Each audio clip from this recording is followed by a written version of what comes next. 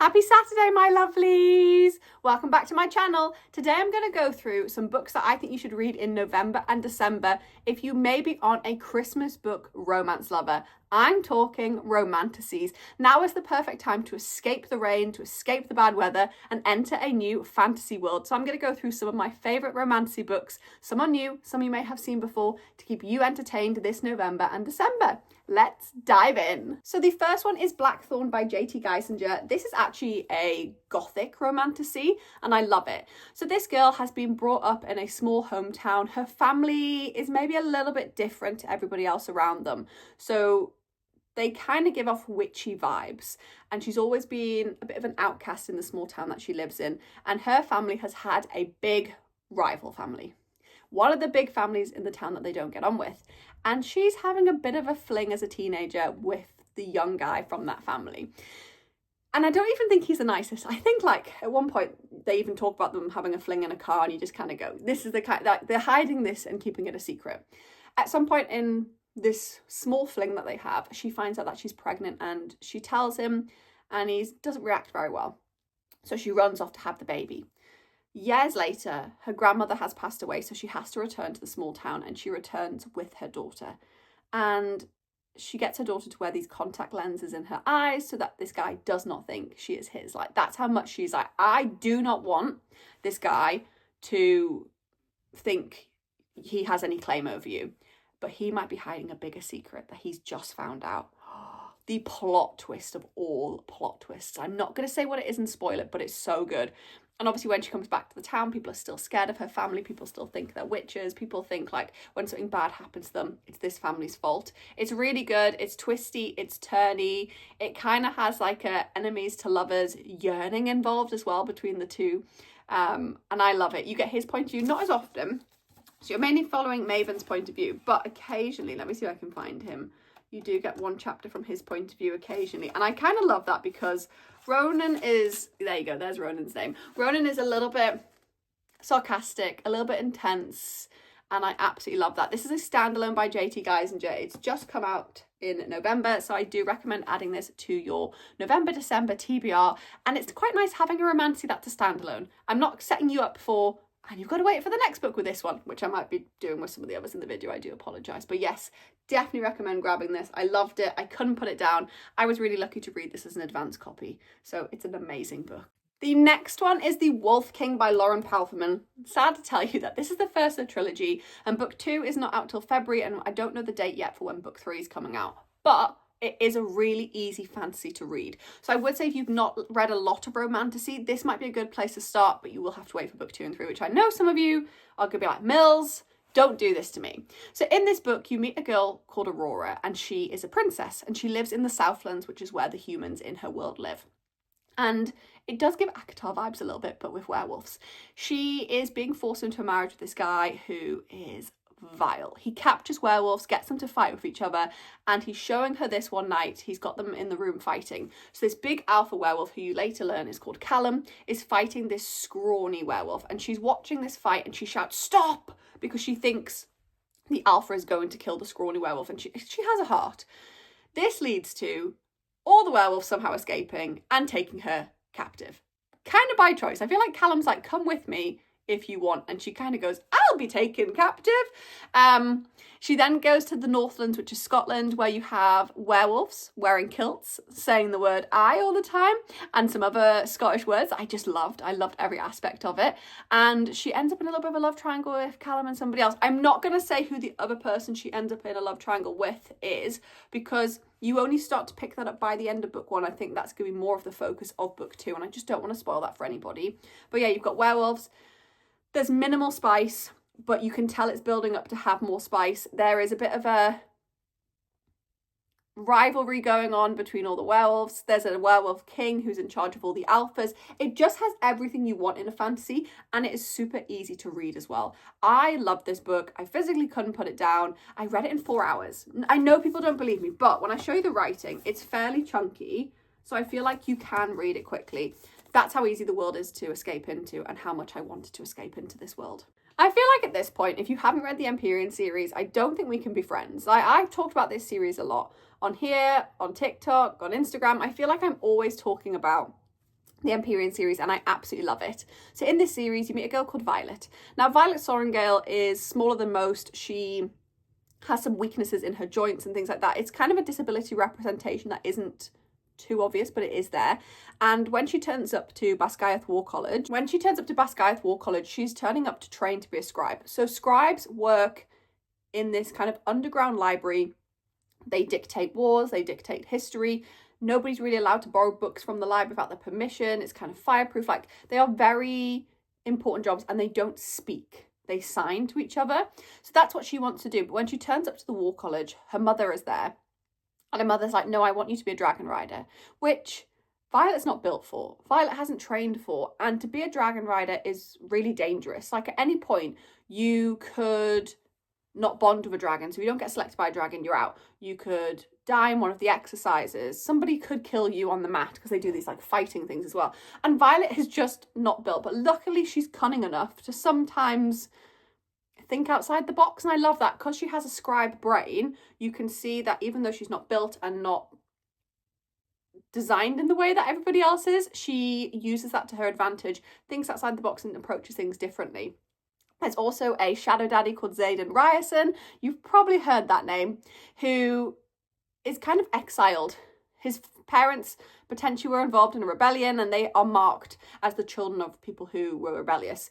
And he kind of despises Violet. He is definitely there to get her. I feel like some of the comments he makes, especially early on in the book, are just so funny. So yeah, I definitely recommend reading the Empyrean series. We have Fourth Wing, Iron Flame, and Onyx Storm currently out. There's book 4 and 5 still to come, but they are really good. I think the first book is so easy to get into, the world building super easy, and then book 2 and 3 take you deeper into that world building, so you start to develop your understanding of how romantasy worlds work, and maybe being able to read some of the more heavier romantasy books. But if you haven't read this, I just don't think we can be friends. Sorry, not sorry. Then we have one of my favourite YA romantasy duologies by Rebecca Ross. This was the whole reason I post on social media, is because of this series. I read Divine Rivals when it first came out, and I was obsessed. So you have two characters who are journalists. They both are competing for one job. There is one job going as a journalist. And they both have magical typewriters, so they write to each other as pen pals. She doesn't know she's writing to him, but he has a fair idea he's writing to her. So they write to each other as pen pals. And all of a sudden, she just thinks, I'm not going to get this job. Her mother has gone. Her brother's in the war. She's like, I've got nothing left. So she decides to go and be a war journalist to try and find her brother. And he follows her. Their romance is just beautiful.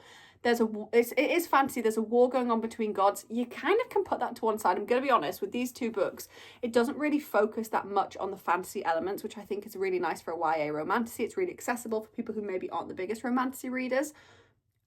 Their romance is just beautiful. I've cried so many times when I was reading this. It's just one of the best series I've ever read. The two books I have as well are also collector's editions from the TikTok shop if you did want to grab them. They are just stunning. And yeah, it's a completed duology. Yay, Mills has recommended something that's completed. But yes, I absolutely love it. There is a spin-off book called Wild Reverence, which focuses on the gods who are at war with each other before this series starts. But I would recommend reading these first before reading Wild Reverence.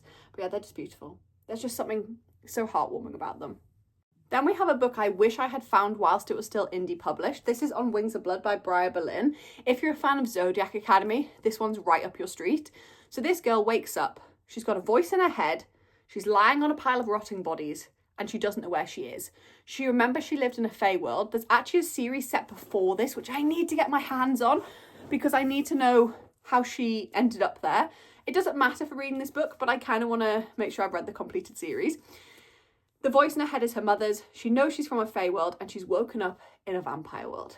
And these vampires are smelling the dead bodies, and they're like, oh, someone's still alive there. So they grab her, and she's got this long auburn hair, which is a sign of being a dragon rider. So they take her to this vampire king, and he's like, oh, she must be the long lost dragon rider. And she's kind of standing there like, I'm a Fey. I've got no clue what they're going on about.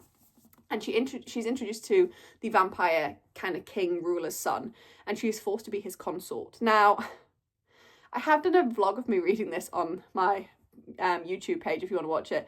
He also has somebody else he's a consort with, and she is a bitch. I'm just going to say it. She is. There's nothing nice about that girl. The way she pretends to be so lovely, she's not. There are some really spicy scenes. There are some plot twists. I love that in the first book, they're really setting the world up. I do now have my hands on the second book, which I think you guys should be able to get soon. It is so pretty. So this is The Bond That Burns. I am going to be starting this today. I cannot wait to enter this world again. But yeah, 2 books. I think there is a third one that will be coming out soon as well. Another incompleted series from me. What can I say? Then we have one of my favourite witchy duologies. This is The Crimson Moth by Kristen Ciccarelli. I cannot wait that we're getting a Dark Forgetting this next year in 2026 by Kristen Ciccarelli. I cannot wait for that. This is so good. I have a very special edition of this. Make sure you keep an eye on my TikTok page this week. That's all I'm saying. But this follows a witch and a witch hunter. She is so clever. So she is this witch who is saving witches from witch hunters, and they call her the Crimson Moth, and nobody has found her yet.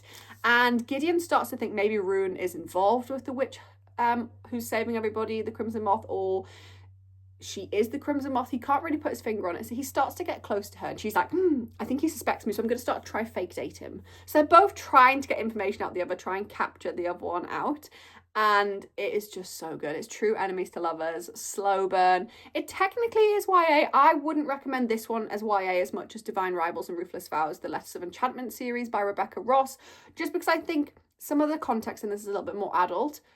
It's so beautiful. You have the Crimson Moth and then you have the Rebel Witch. That is a complete duology. Another one I'd recommend that is complete, but it's just so beautifully written. I think it's so underrated, and I think sometimes witches are ignored a little bit in the romantasy space.